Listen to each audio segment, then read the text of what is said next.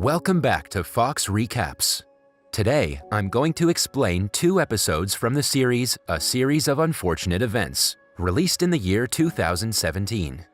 The series revolves around the 3 Baudelaire children, Violet, Klaus, and Sunny.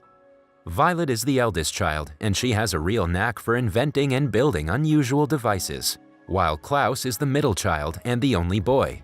He likes wearing glasses to make himself look more intelligent than Violet. Last but not least is Sunny, who makes up for her lack of communication skills with the size and sharpness of her 4 teeth. They lived in an enormous mansion in the heart of the city until their parents perished in a fire that also destroyed their massive home. The authorities spent months on research to find the precise cause of the Baudelaire fire, but without success. The Baudelaire children were devastated, but their parents left behind an enormous fortune and a mysterious object that rings a very faint bell. Violet will inherit the Baudelaire estate when she comes of age. Until then, they will be placed under a proper guardian as decided by the executor of the Baudelaire estate, Mr. Poe, and bankers at Malktuary Money Management. After a lot of deliberation, Mr. Poe and others choose a man named Count Olaf as the guardian of the Baudelaire children. Count Olaf is said to be the closest living relative of the family, but the children don't ever recall meeting him. Count Olaf is a self-proclaimed actor and lives in a dark and dilapidated mansion. It quickly becomes clear that he's after the children's massive inheritance.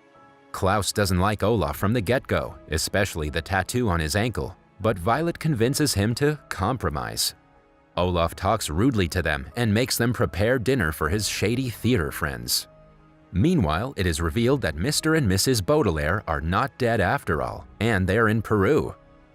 Olaf forces Violet to play the role of his wife in his play and tricks her into marrying her in front of Mr. Poe and others. However, Violet reveals that the marriage is not legal because she didn't sign the marriage certificate with her right hand. Exposed and afraid of getting arrested, Olaf and his accomplices run away.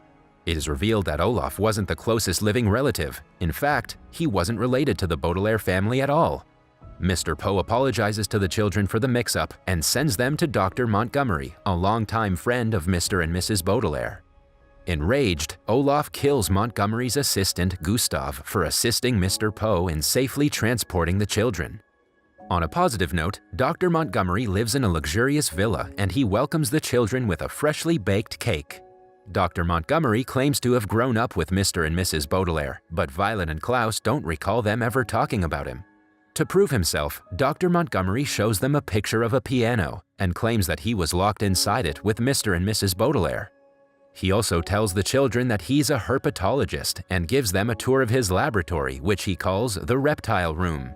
The room gives off the false impression that it has been secured with a top-of-the-line security system, but in reality, it can be opened by just turning the doorknob. It contains all kinds of reptiles, including a new species of non-poisonous snake called the deadly viper, that Dr. Montgomery recently discovered and plans to present to the Herpetological Society.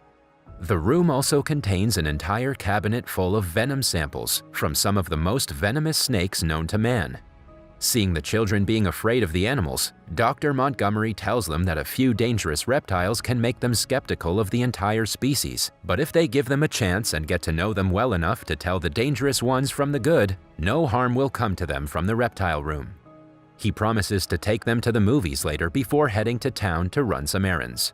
Violet and Klaus go through his books and find a blueprint of his landscaping, which makes a labyrinth.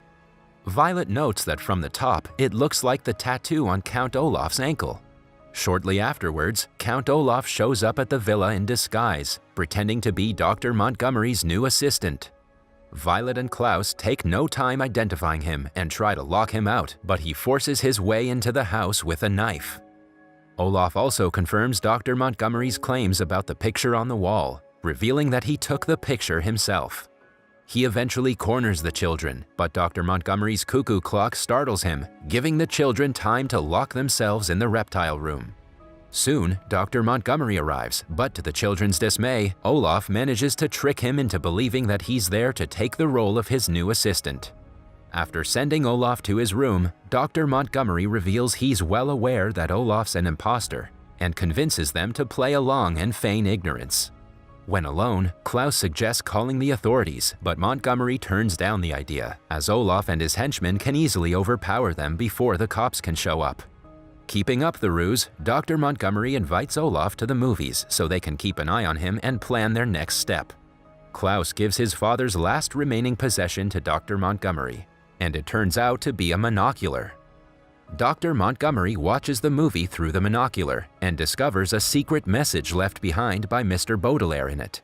The message asks Dr. Montgomery to take the children to Peru on the SS Prospero. Olaf catches up to Dr. Montgomery's deceit and orders his henchmen to take him out. To his surprise, the herpetologist manages to beat them and confronts Olaf outside the movie theater. However, it turns out Dr. Montgomery is under the false impression that Olaf was sent by his rivals at the Herpetological Society. Underestimating the threat that Olaf poses to him and the children, Dr. Montgomery lets him go after confronting him at the theater. Before putting the kids to bed, Dr. Montgomery tells them about their voyage to Peru. Later, he notices the door of the reptile room strangely open and ventures into it. The next day, Violet and Klaus discover the dead body of their beloved Uncle Montgomery in the reptile room. Violet blames Olaf, who arrives shortly afterwards, but he denies his involvement, pointing to the snakebite marks on Monty's cheeks. Olaf then forces Violet and her siblings into his car at knife point to drive them to catch the ship to Peru. However, before they could leave, Mr. Poe shows up. The children tell Mr. Poe that Stefano is Olaf in disguise, but the latter shows Mr. Poe his tattoo-less ankle to prove that he's not Olaf.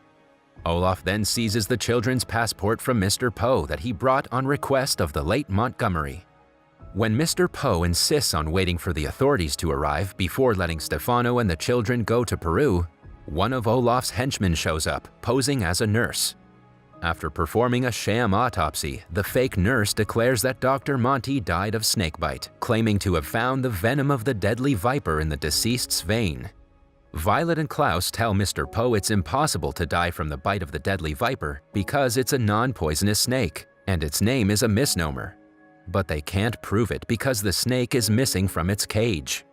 Nevertheless, to keep Mr. Poe from leaving with the children, Olaf declares a sham quarantine in the name of containing the spread of the poison of the deadly viper. Violet and Klaus again try to tell Mr. Poe that Stefano is Olaf, but the banker refuses to believe them without proof and sends them to their room. As Olaf's henchmen keep Mr. Poe distracted, Olaf follows the children to their room. However, when he gets to the room, he finds it empty.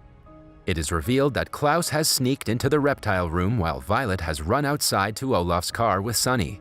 Klaus finds the message left by his parents to Monty in his notebook, while Violet breaks into Olaf's suitcase.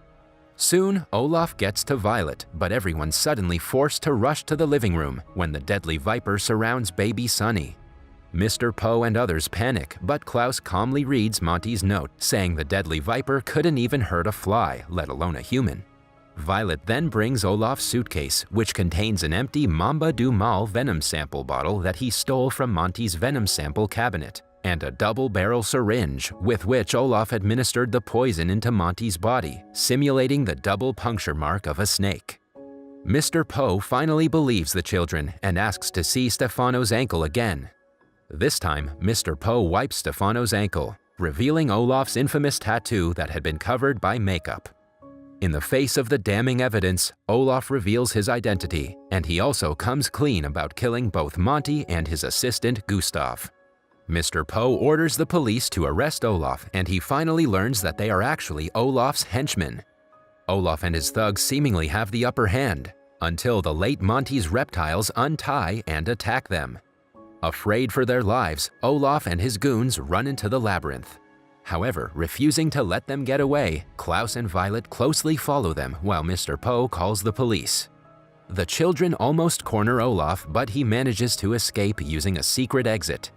Upset, Klaus finally shows Violet the message their parents left for Monty and laments not getting to ask their uncle about it.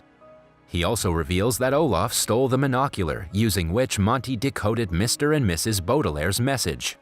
Next, it's revealed that the statue in the center of the labyrinth is actually Mr. Poe's assistant, Jacqueline. She apologizes for failing to help Monty and promises the children to bring Olaf to justice. Seeing a similar monocular as Monty in her possession, the children figure out that she knows what's going on around them and bombard her with questions about Peru. Jacqueline says Peru has been compromised and tells them to find their fierce and formidable Aunt Josephine instead, saying she can keep them safe and tell them everything they need to know. Jacqueline then goes after Olaf while the children return back to Mr. Poe and ask him to take them to their Aunt Josephine. Mr. Poe agrees, and on their way to Josephine's place, the children ask Mr. Poe about their secretary, and the banker reveals that he hired her on the recommendation of Mr. and Mrs. Baudelaire. Following the trail of evidence left behind by Olaf, Jacqueline tracks him in the SS Prospero. She tries to apprehend him, but he manages to escape. However, Jacqueline manages to retrieve Monty's monocular. In the final scene, Mr. and Mrs. Baudelaire try to contact Monty all the way from Peru, unaware that he is no more. That was all from the video. I hope you liked it. Subscribe for more content like this and hit the like button to help us out. Also, leave a comment if you want us to recap your favorite movie. Until next time, take care.